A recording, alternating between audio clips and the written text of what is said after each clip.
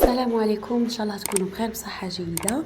الفيديو تاع نهار اليوم جبت لكم فيه طريقه قلي اللحم في الكيكوطه. لهنا كنت جبت عندي واحد 4 ولا 5 كيلو تاع لحم، وجبت الكيكوطه تاعي الكبيره، درت فيها شويه تاع زيت وضفت اللحم نتاعي مباشره كيما راكم تشوفوا بدون اضافات. لوحت الكميه اللي عندي تاع اللحم كامل وزدت عليها شويه تاع الملح. لهنا فقط البنات ملاحظة صغيرة، إذا كان اللحم نتاعك قاسي ديري له شوية تاع الماء، إذا كان مش قاسي ما ديريلوش، يعني اقفليه ليه كيكوطة وخليه.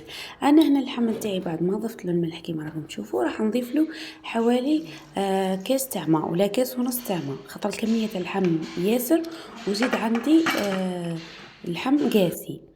خليه يتقلى على نار هاديه حتى ينجف هذاك الماء ويتحمر، وهذه هي النتيجه قدامكم.